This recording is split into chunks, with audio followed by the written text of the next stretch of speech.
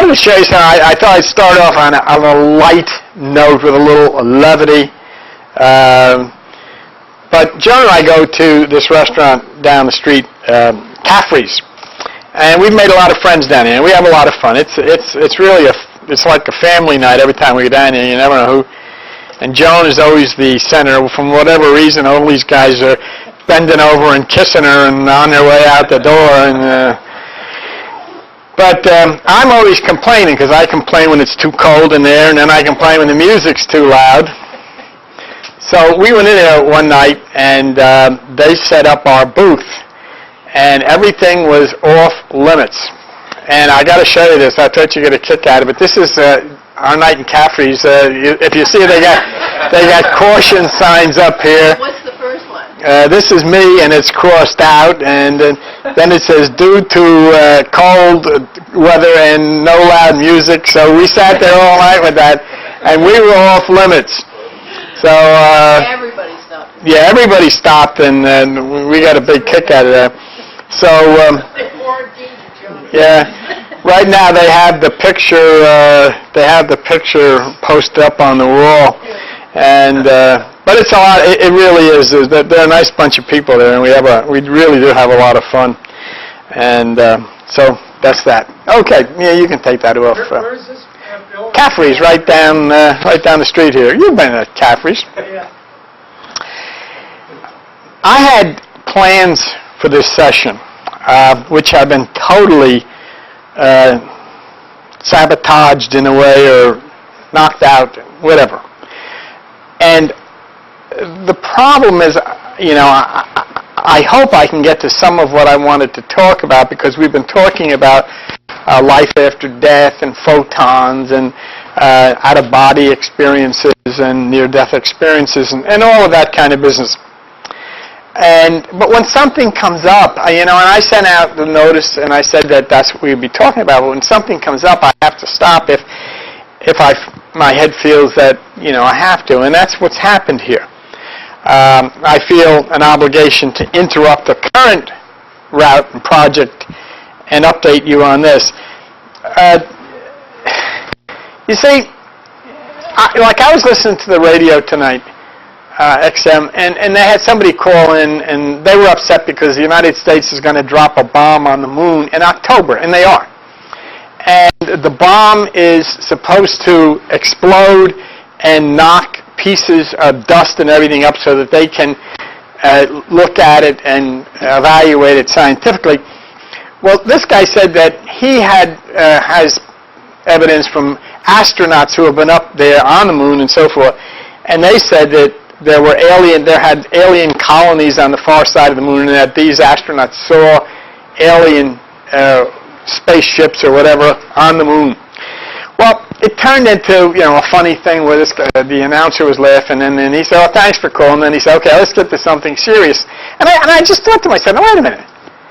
If people on Earth can go and land on the moon, why can't somebody from some other Earth land? What's so funny about that? I mean, what's the big? If we couldn't do it, I would say okay, but we did it, so why can't somebody else do it?"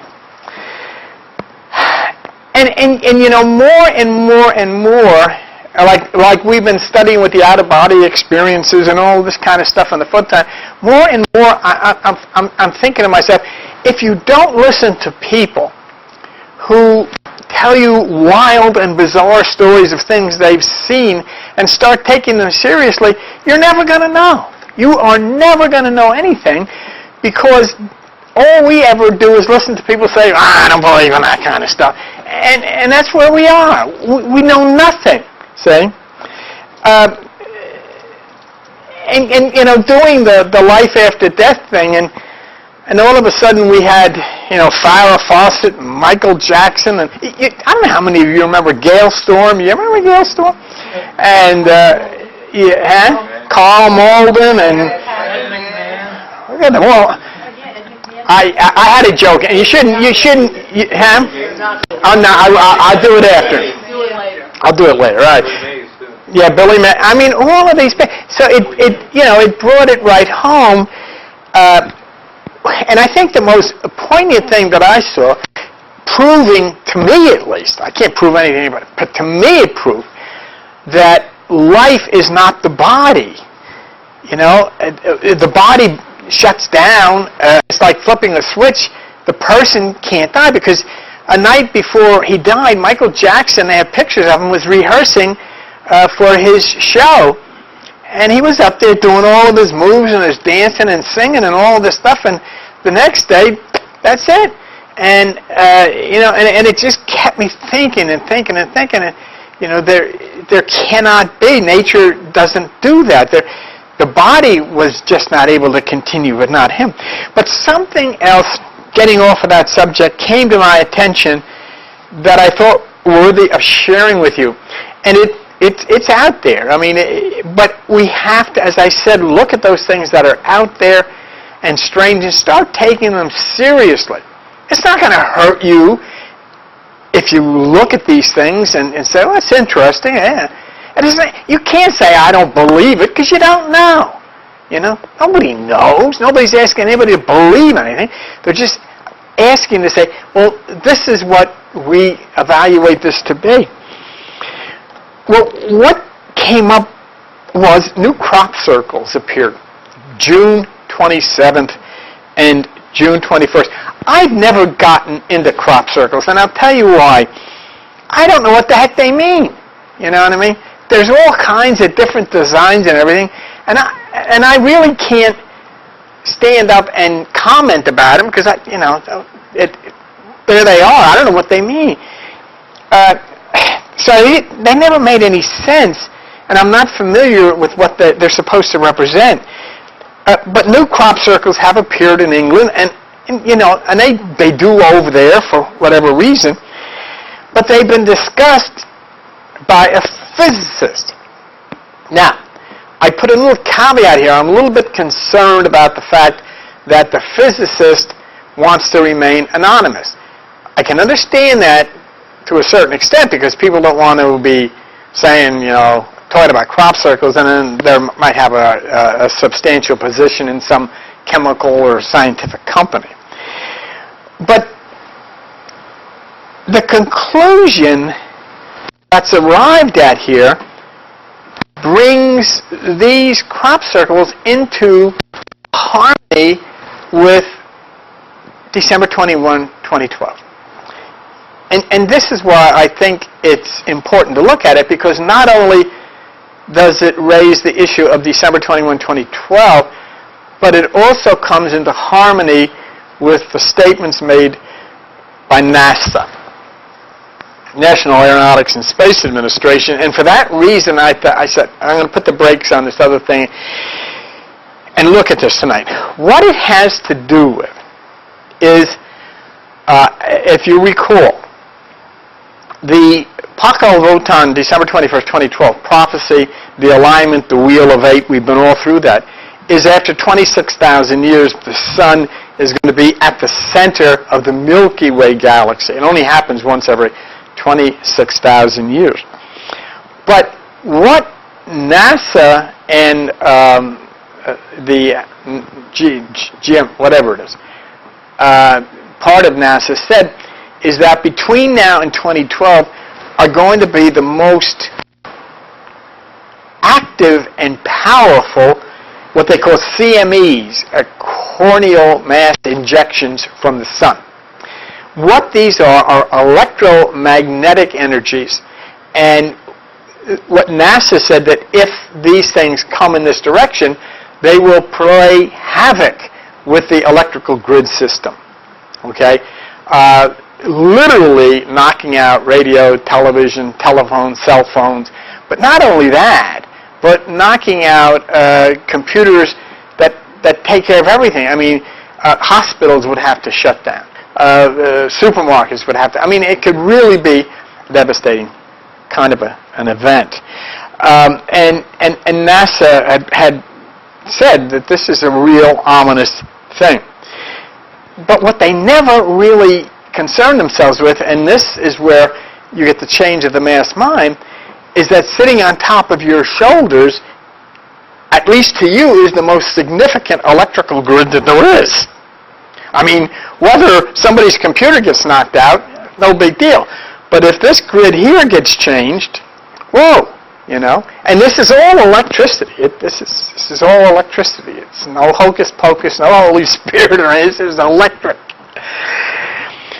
So we looked at this report from NASA because everything of this scientific nature that they talked about addresses the time between now and 2012. And of course the Paco Votan prophecy, and that which we've followed up with Nostradamus and History Channel showing that, and all this business right up through the sign of 8 and so forth, has to do with 2012. But let's go back for just a minute and see what NASA had to say about this. Okay. This is the long-range solar forecast. Joan and Charles, and hit it again? Yeah. And this is by Masmumi Dikpada, National Center for Atmospheric Research, NASA solar physicist David Hathaway. Joan? And what is said here is a team led by physicist Masmumi Dikpada of the Atmospheric Research has predicted that cycle 24 peaking in 2011 or 2012 will be intense.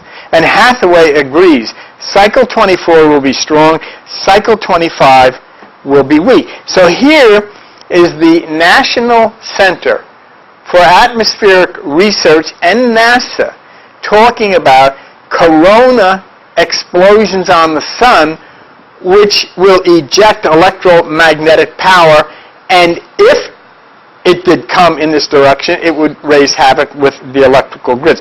That is solid, credible, scientific information, and it has to do with a period of time that is consistent with that Paco Votan prophecy. Okay. Now, if we go to the next NASA, it says evidence is mounting the next solar cycle is going to be a big one. Solar cycle 24 due to peak in 2010 or 2011. So now that brings it a little closer to us. Looks like it's going to be one of the most intense cycles since record keeping began 400 years ago. Says physicist Hathaway Marshall Space Flight. He and colleague Robert Wilson presented this conclusion last week at the American Geophysical Union in San Francisco. Now this is from NASA at Marshall Space Flight Center, saying that the solar cycles due to peak in 2010 or 2011 will be the most intense since records have been kept.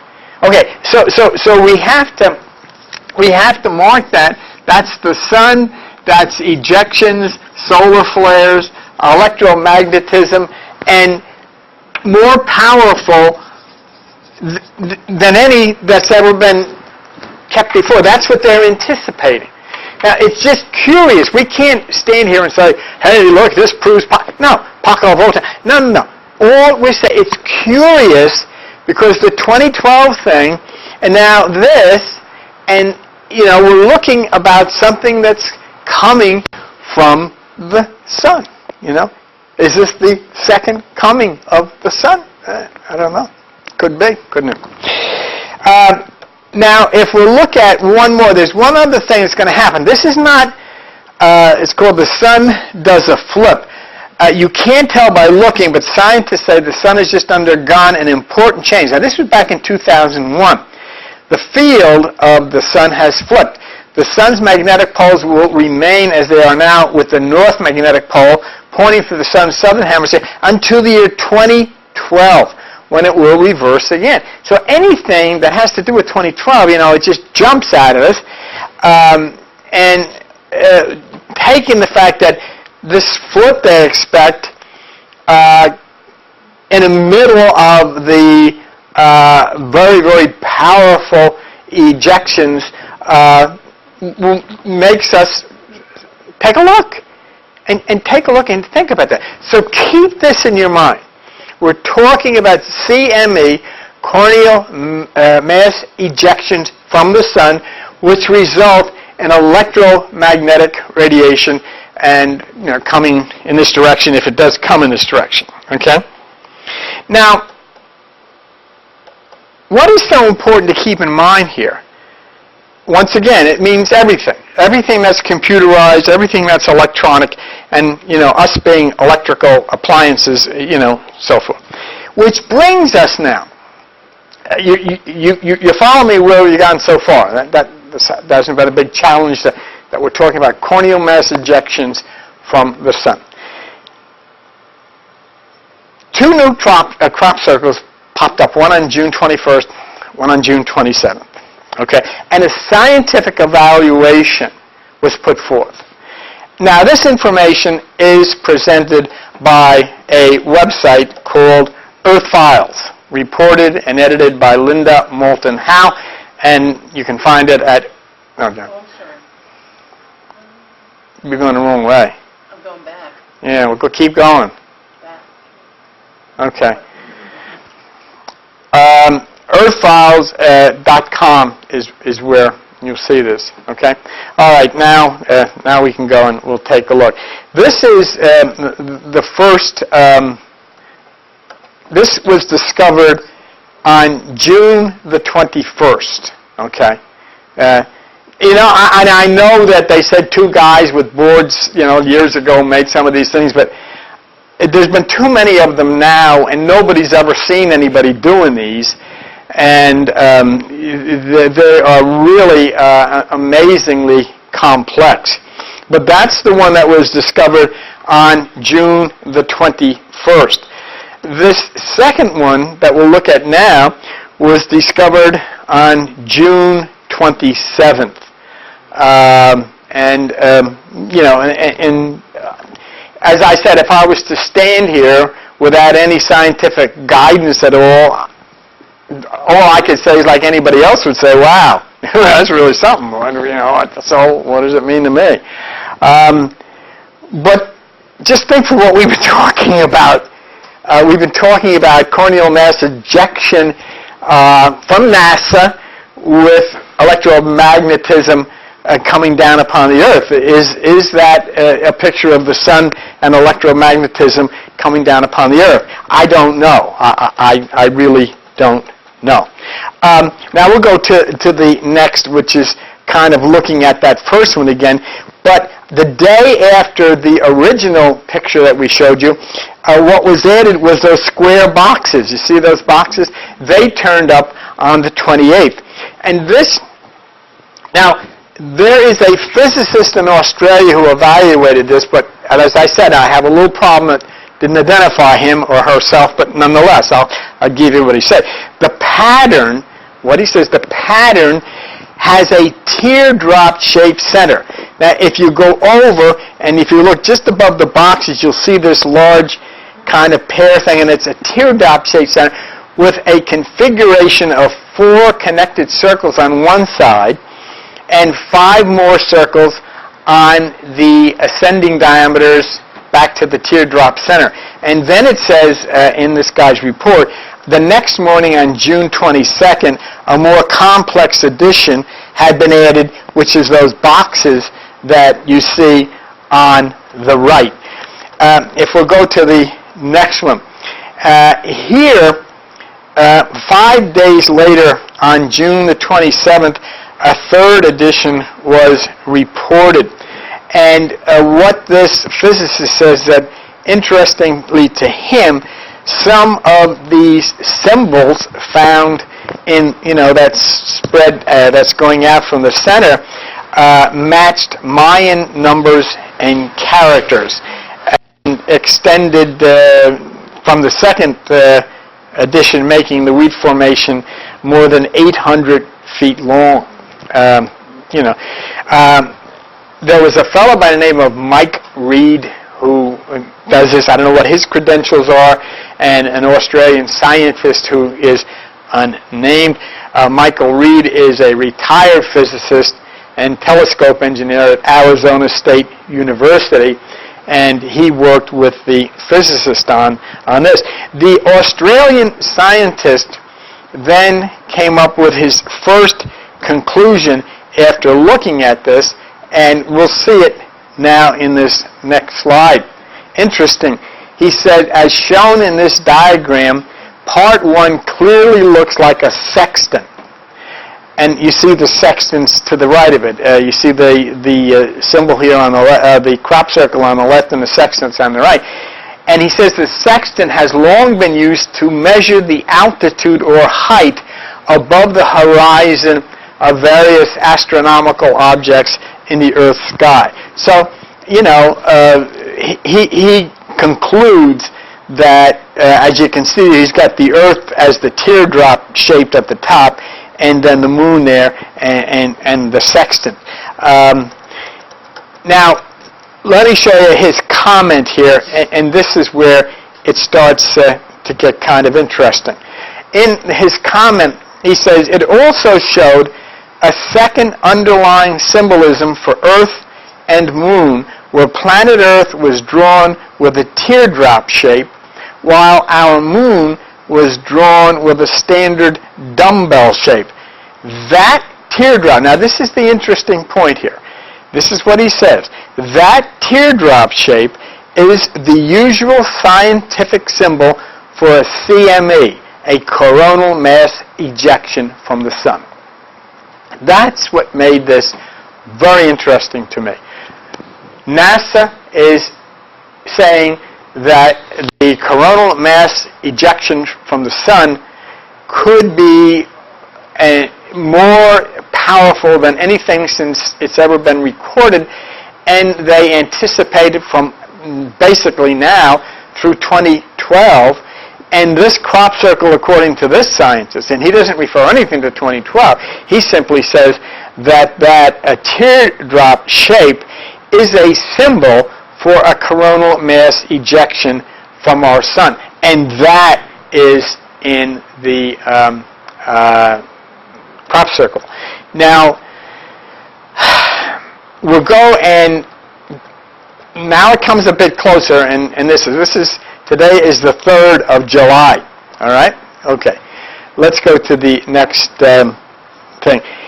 The two long measuring arms of that sextant are aligned in the field close to due north or due east, which match where our moon will be located under the horizon at times of 1200 or 1700 on the upcoming date of July 7th, 2009.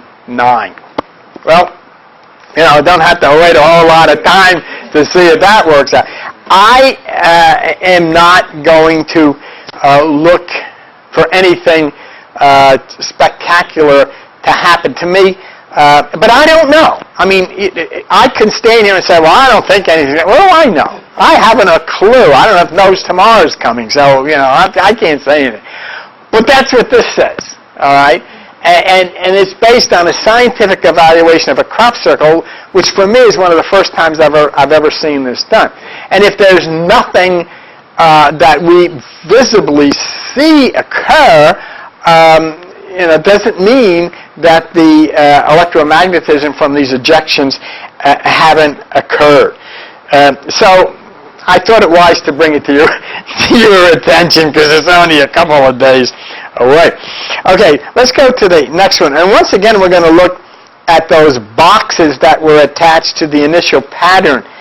And we're going to see, as we look next, what this physicist says about those boxes. All right?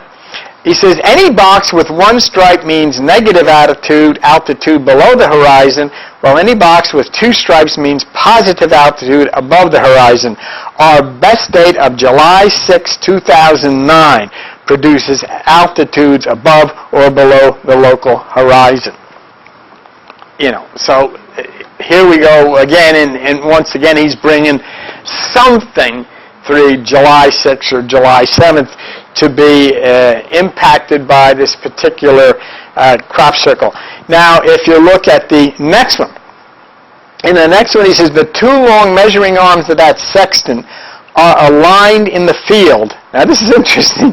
Close to the due north or due east, which match where our moon will be located under the horizon at times of 1200 or 1700 on the upcoming date of July 7th, 2009. So this is why he made an issue out of it, and this is why I brought it to your attention. So let's look at the next one and see his evaluation. Based on previous examples from 2004 or early 2009, we can be pretty sure that the crop formation intelligence use of teardrop symbol does represent a coronal mass ejection from our sun. Why then would they have drawn planet Earth in the form of a large teardrop on June 21st unless several CMEs, coronal mass ejections, will impact upon the Earth soon? All right. My answer would be I don't know, but I'm just putting it out for you. We'll go to the next one, John. And in the next one, he says jellyfish. As you can see, that jellyfish form there. Jellyfish, or distorted Earth's magnetic field swept by a strong solar wind after coronal mass ejection from the sun, lines up with sunset on July 7th, 2009 at 308 degrees. I haven't seen anything. I haven't seen anybody coming out and saying scientifically that this is wrong. I don't know if it's right or wrong. I am concerned that the scientist didn't identify himself, but I can understand that any scientist nowadays, that has a job doesn't want to identify himself by talking about stuff like this. But this is the point that's interesting to me. If this person is right, and I'm going to assume he is, or she is, then what is said here lines up exactly with what was said by the National Geographic or the astronaut, whatever it's called, and NASA, National Aeronautics and Space Administration report concerning the coronal ejections that may cause extreme electrical damage. It's interesting. There was nothing in reading this report that gave me the idea that these people on this crop circle report had any knowledge about what NASA said, but yet they're saying the same thing. They're saying that these signs indicate a coronal mass ejection from the sun, which is electromagnetism hitting the Earth. So I give this to you because July 7th is a couple days away, but I would be careful. I would rather place the emphasis not so much on July 7th because there's nothing we can do about that anyhow, but I would rather place my emphasis as this being credible information if it's true and nobody objects to it, predicting sun corona ejections that would back the report from NASA, which says the same thing. In other words, I'm not allowing the crop circle information to stand alone and say, look what they say. I'm asking you to take that information and put it together with what NASA said about the coronal mass ejections predicting to be the strongest since records have ever been kept. And I think that's important to do. So we're faced with a real possibility of electromagnetic disturbances coming down upon the Earth. And what I'm about to show you may make you take this crop circle matter along with the NASA report concerning electromagnetic disturbances a bit more seriously. Once again, this is you just have to put it in together with these other two and you reach your own conclusions. Russians order flight changes after massive magnetic shift downs airliners. Russian Air Force commanders have issued warnings to all of their aircraft to exercise extreme caution during flights in and around an area defined as latitude 17, North Atlantic Ocean, latitude 3 South, South Atlantic Ocean, to latitude 8 North, Indian Ocean. You got the next one, John. The reason for this unprecedented warning, these reports states, are the rapid formations of geomagnetic storms emanating from the boundaries of the African tectonic plate that, due to their intensity, have caused the loss of 2 major passenger aircraft during the past month, leaving nearly 300 men, women, and children The first aircraft to be down, we're familiar with it, 447, which these reports say that upon encountering one of these geomagnetic storms near the western boundary of the African tectonic plate close to Brazil's Fernando Islands, was causing the death of all of these people. So, if you add one, and you add another one, and you add another one, you get 3. And if everybody is lying to us, fine. Then we turn to the pastors and say they're telling us the truth. This was predicted for 2012 that something would happen to change the Earth. We had then NASA telling us that indeed this could happen, and we have this crop circle and the scientists saying the crop circle is predicting it, and now we have the Russians saying they don't want their planes flying near these things because of electromagnetic disturbances, and electromagnetic disturbances on the Earth are from corona mass ejections from the sun. You take that, you run with it, you do with it as you please. But I think it is very, very poor judgment to ignore these things and say, well, I don't believe that. Well, I don't know what, and I can't believe anything. I'm just telling you what scientific people and then this Russian government have done. So I do have a little time then to get on with where we were, and that's as far as I'm going to go with this because that's all I've got, and there's nothing else I can say about it because I don't know anything more about it. But if there is going to be a mass mind change and we are part of it, then it has to come in some form of magnetic impulses that not only will affect the electronics such as the plastic and the metal that we have here, but the electronics such as the bone and the meat that we have here. And it's all electronics. One's made with plastic and metal, the other's made with bone and meat, but it's all electric.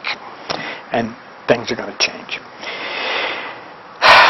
You can take that now. Our last message that when I was here opened to some amazing revelations about death and the existence of ourselves outside of our body. And I stand here and I'm looking down at you, and you're sitting there, and you're looking up. Oh, okay. And you're standing here, or you're sitting there, and you're looking up at me, and we're talking about things that either no one ever suggested to us in the past, or now say, well, I don't want to hear about that stuff. I don't believe that. I'm not into that stuff. And I just totally separate myself from people that say that because they're just obstructionists who will not allow people to think about things in order to protect their own ridiculous cults. I think it's important to try to consider why I approach this subject, life after death, as I have, which is based upon the feeling that I propose of how we must consider, if we're going to consider it at all. If we're going to consider the physical body, then we might as well pack up, because if that's all we are, this is what most people in religious circles feel, and I guess probably most people that walk the streets. You can go to Japan now. They have robots. They do. That have expressions, and they can wait on you and serve you tea and all this. And they're plastic and metal and electricity. Okay, and that's all they are. Plastic, metal, and electricity. But if you take a look at yourself in the mirror, you're meat and bone and electricity. It's the same thing. There is no difference. Here I am. Robert the robot, the mechanical. What's the difference? If that's all it is, the point is with that robot, there is an intelligence outside of it, programming it to do that. It's the same with this. You're either a robot or you're a person. According to religion, you're a robot. Because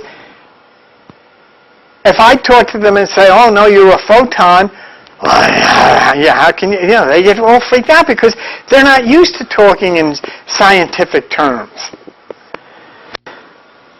But this is what we've concluded so far, which has brought us to, I think, a new understanding of life and death and life after death. And I based the entire thing, everything, because, after all, my job here is not just to talk about scientific things, but to incorporate this wonder that goes beyond science into this realm of what we call God, or that word spirit, which I don't like. But the entire basis of thought surrounding my proposal to you is based on a biblical statement. So that takes us outside of the realm of science. And this is that biblical statement. The statement is, number one in Numbers, God is not a man. Now, I didn't say that. A lot of people say, well, you're saying, I didn't say it. No. God is not a man was said by the Bible, which means God is not a human being. Then, in the 1 John message, it identifies, it says, God is light. If God is not a human being, and God is light, means God is photon. There is nothing else. There is nothing else. See, I was going to bring you a statement of Arthur Young is the latest physicist that I've been studying, and he was taught about this. That the photon is the creator of everything in existence. But this is it. I didn't say this. The Bible said it. The Bible said God is a photon. And Jesus being the Son of God means Jesus is son of photon. That made a good movie. I can see it. Captain Kirk, hey, beam me up, photon. Oh. It's terrific. But then it says, I am made in the image and likeness of photon. Meaning I'm photon. We're all photon. And that's where I started running with this, But what does it tell us specifically? The Bible is always approached from a religious standpoint. And if I take that position, that calling God light would point, they say, well, no, that means God is enlightened against the darkness of the devil. But there's something I had to consider in being able to propose God as photon, following up on this. And I propose that based on not just the fact that it was written in the Bible, because that's pretty stupid. Because, there's a lot of stuff in the Bible that's, obnoxious, bizarre, and dumb, and so forth. But there's something in the Bible that you have to connect it to when you say, God is light, God is not a man. That would mean God is photon. So from this Christian daily Bible study, which you see here, it says there were differing opinions around the origin of the Septuagint. According to one tradition, it began specifically at the request of Ptolemy, who wished to have a copy of the Bible for the great Alexandria library. 70 skilled language experts were brought to Egypt from Jerusalem, where they translated it. Well, wait a minute. You know what now happened here? Do you see what happened here? When you look at a book that's thousands of years old, it says God is not human, God is light. Now you have people who are writing this in Alexandria, Egypt, founded by Alexander the Great, under the Greek Ptolemies. They have access to the works of Zeno, Democritus, Hippocrates, all of these people that knew about the subatomic. I don't know how they knew it, but they did. Democritus talked about the electrons and the atoms and the inner workings and all of this stuff. So then, I can say now, this wasn't a Bible written by a bunch of religious lunatics. These people had access to this classical Greek science which laid the foundation of Western civilization. So now I can take what it says in the Bible as scientifically accurate, that the supreme creator of all things, the supreme light, is photon. See? So it left me feeling very comfortable with that because there was credibility. And when I look and I say, okay, all these people are sitting in Alexandria, Egypt, the center of Zeus worship, and they're all talking to one another, and they have access to the documents and the works of some of these Greek science, and they can incorporate that into the Bible. And I said, well, you know, what did they have access to? You know, I mean, they got the description of the brain. They've got the nuclear fission, taking the ionic bond with Adam and Eve. They got the speed of light, and all kinds of stuff. Well, what kind of things did the people writing the Bible in Alexandria, Egypt, have that other people in other sections didn't have? They had access to records of people like this.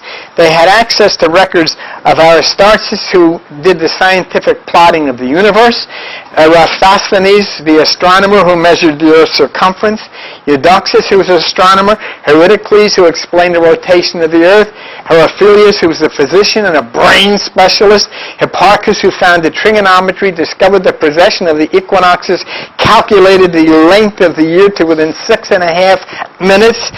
They had access to Hippocrates, the father of medicine, who was the first to attribute the disease to environment and not to God, who stressed diet to prevent disease, who insisted his students study astrology. And this is what he said: "He who does not understand astrology is not a doctor but a fool." Then they had Pythagoras. They had access to Pythagoras, who measured the Earth's circumference.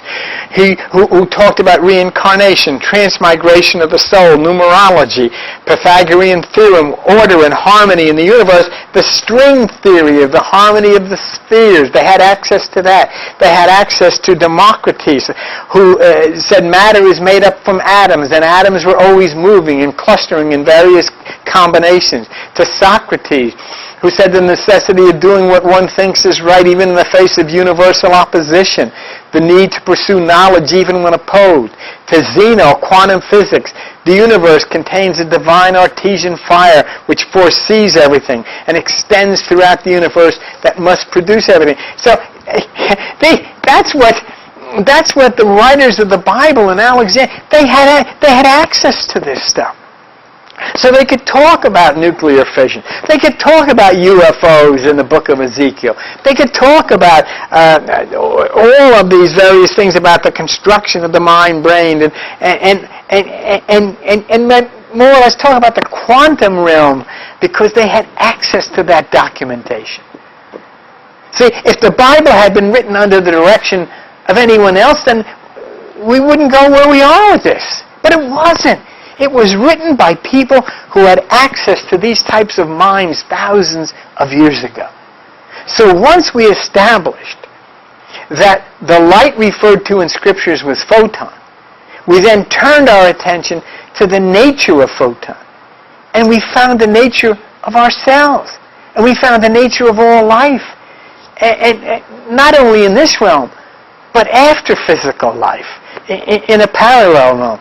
And it's very, very important when we discuss these. We go into the realm of death and afterlife. We've documented a biblical and scientific fact that allows us to proceed. And let's take a look. The Bible here says God is a photon. And that does. The Bible was written by people who had access to information about the subatomic quantum realm of photon. And they did. If the Bible had been written by others without knowledge of photon, then my interpretation couldn't apply. So we accomplished two very important things here. We document the Bible as accurate by connecting its words directly to those with scientific knowledge. And having done that, we move on to study photon in an effort to try and attach photon to what religious calls spirit, self, person. That's where you come in. because that is all you are really concerned about. When you are alone, when you are inside of here, it is self. It is person. So what we have to do then, if we're to go on with this, we have to be able to show that photon has intelligence. If we're going to start talking, we're not going to talk about life after death. We're going to talk about life outside the body, because there is no such thing as death. There is the elimination of the body, just like there's the destruction of a car. But in order to look at intelligence in the realm of photon, we go to Gary Zukav's book, The Dancing Woolly Masters. Gary Zukav, who is a physicist, says something is organic if it has the ability to process information and to act accordingly. We have little choice but to acknowledge that photons, which are energy, do appear to process information and to act accordingly, and that therefore, strange as it may sound, they seem to be organic. Since we are also organic, there is the possibility by studying photons we may learn something about ourselves. Wow! So here we have this physicist saying photons are intelligent, they process information, they act on that information, and the Bible saying that's what God is, that's what Jesus is, that's what we are. So we found out that God and we are photons. We confirmed the people who wrote the Bible had knowledge about the subatomic, and now we find out that photons process information and act on it. And next we accumulated information on photons. Is what we have been calling all our life spirit or soul or the self, is that photon. This is what we learned from John Kramer. John Kramer said that vibrating electrons attract and absorb photons. We also had documentation from NASA that electrons attract and absorb photons. We studied photon entanglement, and we found that God and Jesus are one because they are entangled photons. And we found that photons, when they disentangle, no matter how far apart they go from one end of the universe to the other, are still one. And we also found that in order for two photons to bring a third photon into a oneness and an entanglement with them, it is necessary for one of those photons to sacrifice itself and take on the properties. In other words, the God and Jesus photon are entangled. Now they want to bring in you and me, so the Jesus photon must come and take on our properties so that it can then be entangled with the God photon. And we learned how to. And then the amazing thing, and I think this was the most amazing of all, we learned that photons know everything that's going to happen in the future. Photons know all things. So the evidence seemed to build up. Photons enter us as messenger particles as we excite electrons and absorb them. NASA confirmed this. And what Albert Einstein called spooky action at a distance, we found existed. And then we found that photons know everything that's going to happen in the future. Well, and everybody says, well, I don't think that. But wait a minute, you're forgetting. That's what God is. See? We've always said, well, God knows everything. But now we're proving that photons know everything. So we could concentrate on such scientific evidence as the reality of ourselves as photons, and we're getting closer and closer to this point of forgetting about dying and realizing it can't possibly happen. It can't possibly happen. When you take the robot in Japan and somebody hits it over the metal and it falls apart, it doesn't do anything to the intelligence in the other room that's operating it. Same with you. Somebody hits you over the head and you fall apart. It does something to your robotic body. It does nothing to you. So we went up, and this is the exciting part. Once you realize that the body dying does not affect you in any way, you go off somewhere. I haven't gotten to where you go yet, but I gosh darn it, I'm going to find out.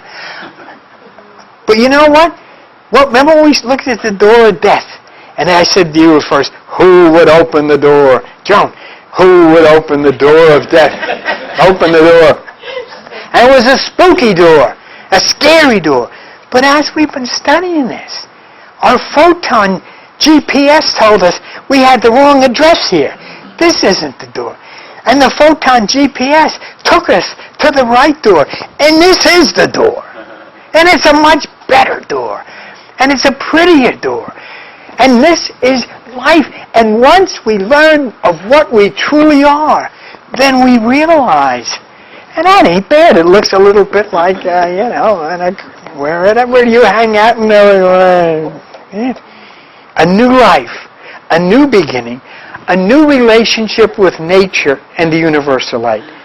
Now, I'm not trying to encourage you to die so you can go to this place, but we have, through this work, taken some deep, dark aspects away from death. It's bodies that die, not people.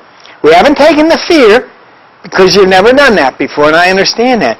But we've begun at least to recognize what part it plays in life and how it has not been what we've been taught all of our lives. It's not heaven. It's not hell.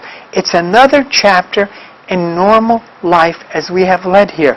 And you think, how have we done this? Huh? How have we done it?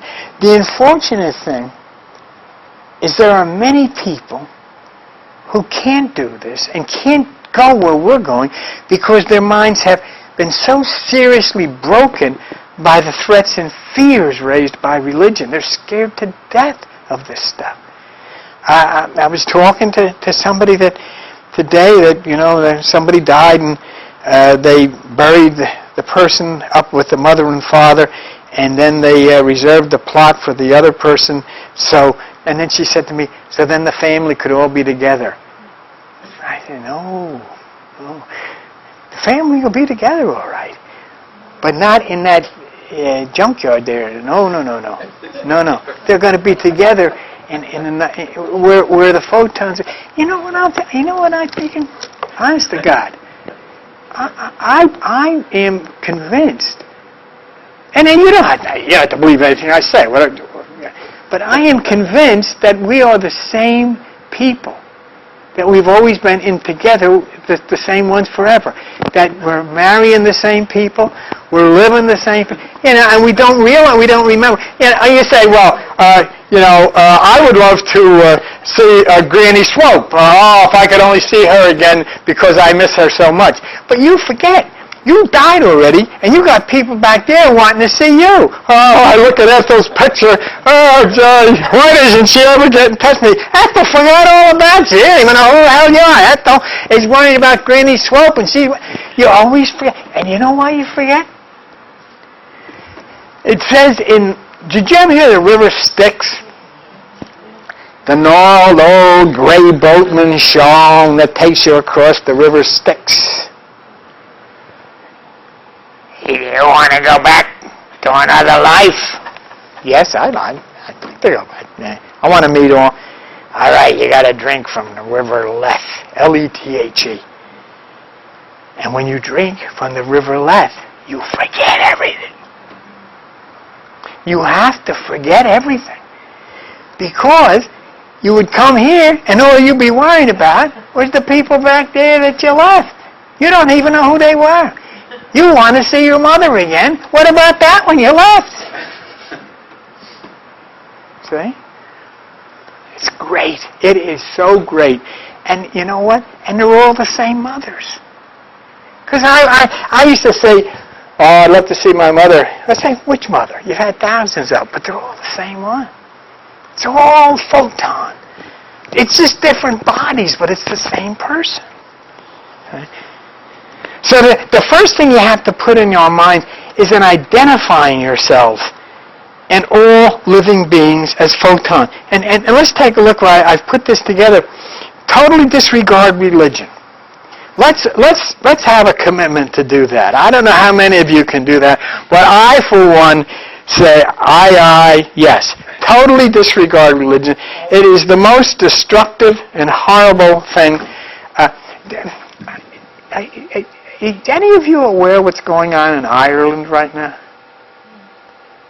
In Ireland, they have priests and nuns who have been assaulting, abusing, sexually and harassing children in orphanages all over the country. And they're being brought in before the government and they're made to pay billions. This wasn't just an American thing. It's all over Ireland right now. Something is terribly wrong. Let's go. Approach the subject scientifically. Don't approach the subject of life or death religiously or spiritually. Take all witnesses seriously. If somebody said they saw a spaceship, they saw a spaceship. If somebody said they talked to an alien, they talked to an alien. You know why? Because if you say, oh, this guy's nuts, you're never going to know.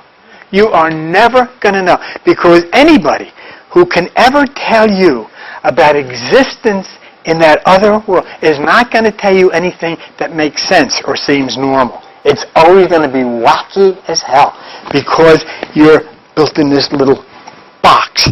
You're in this little three-dimensional corporate box, and you're not allowed to think outside of that box.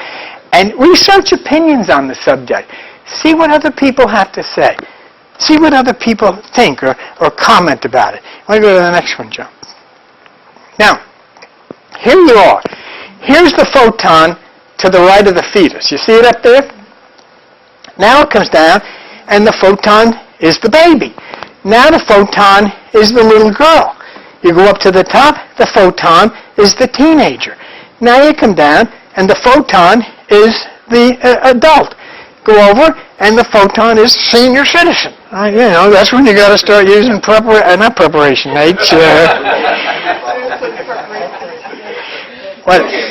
Grecian formula. And then down at the bottom, goodbye, Granny. You're holding the hand and all she got. But you know something? That photon is the same one. The photon that went in the fetus is the same photon as Granny. It hasn't aged a bit. It never got sick. Nothing ever happened to it. Nothing ever went wrong with it. It's just the bodies that went through the changes. The photon is the same. And that's the wonderful thing. So it's not the body that you want to communicate with. See, what we're trying to do, when we talk about people who have passed on, we're trying to communicate. When you go in parallel universes, when you're sleeping, and you think you're having a dream, and you see somebody, and you meet this person, and you never met that person before, you know who I think they are? Your family that you died and left. Try that one on. I don't know who they are. You knew who they are when you lived with them. Okay? But you forgot. Why not? Does it make sense? Do you think that the bone and meat inside of this skull could make up all of this stuff? How? No. This is real. And it's a reunion with your family from before. You say, well, I don't know if I believe that. I don't care if you believe it. What the heck? I don't even know if I believe it. It's not the point. Let's think about it.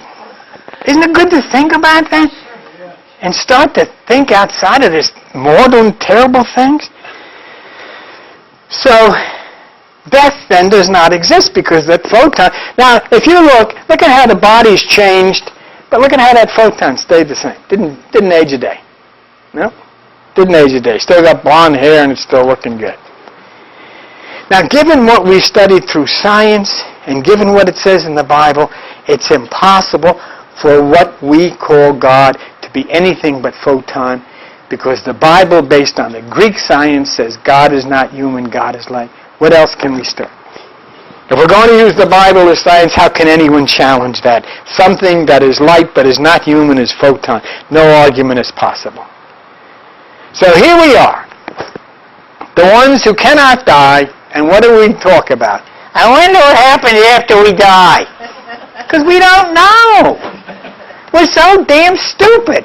And you know why you're so damn stupid? You spent your whole life going into church and checking your brains at the door. Where do I put my brains, Pastor? Put them right over here. Just put your wallet there. Make sure you don't put your wallet off. Just put your brains over there. Come on in, and we'll tell you about going up to the pearly gates and all that stuff. See, and we don't know. See, the people that we have known and loved, when their bodies died, where did they go? Think about that. Now, I want you to think about this. This is a good one for you. Everybody wake up and think about this. This is very important. The people that you have loved, their bodies died, where did they go? In your previous existence, when your body died, where did you go? You came here. Here you are. I mean, there are people other places that look at your picture and cry over it. I remember. Every time I look at that picture.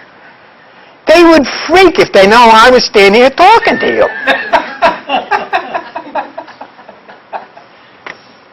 You see how great it gets when you start to understand this? And when you ever think about it, always remember, you're the photon. You're not a robot. You're not a body. And that photon doesn't age. So if you'll do that, you'll understand that photons can't die, can't be buried, can't be burned, can't get sick, have nothing to do with all that physical stuff, then we're not going to have to fear any of this stuff because we can't die. We've been deceived by religion. I wanted to, because I'm out of time, I just wanted to go over one last thing, and I'm going to jump ahead. I wanted to get to where John Kramer talks about how photons know all things in the future. And I just want to leave you with that tonight. John, let's go through this, and I'll tell you when to stop. Go, go, go, go, go, go, go, go, go, go, hop, stop. John Kramer, eminent physicist from England and University of Washington up in Seattle. And John Kramer, I might have really messed you up, Charles. I don't know if you know where we're at, but, huh? Good. I am good? Oh, good. Okay. Now listen carefully. I mean, doggone it, you can't sit there and think you know everything. I don't know anything. And I'll admit that. That's why I use all these people. But this guy knows what he's talking about. All right? And you're either going to have to trust Father McFeely or Pastor Dogood or John Kramer. That's up to you. Okay? Here we go. Every particle, listen to this, Albie, that wants to give up a photon looks deep into the future to find another particle that will accept the photon. These elementary particles know the layout of the future. When a deal is negotiated, the first particle lets the photon fly off on its path, knowing full well where the other particle that accepts the photon will be when it finally gets there. You know what that means?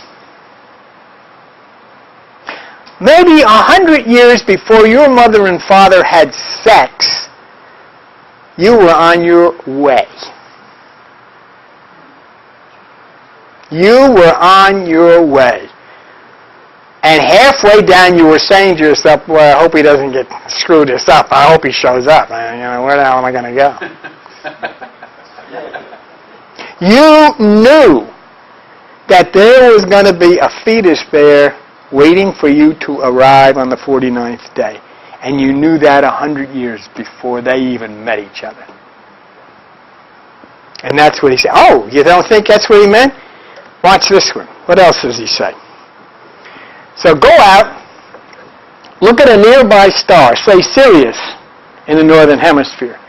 Sirius is 10 or so light years away. That's a long way. The photons that hit your eye knew that at the time they left the star 10 years ago, they would hit electrons in your retina.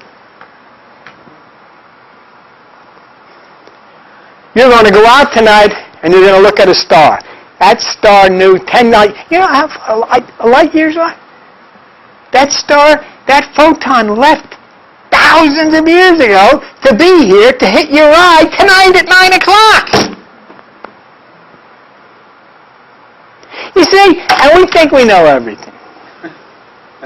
And you know, when you start looking at stuff like this, then you realize what the word God really means. How could something know 10,000 years ago where I'm going to be tonight? I wasn't, my goodness gracious, I'm only 30 years old. It knew 10,000 years ago you were going to be out tonight and take a look at it. And it came.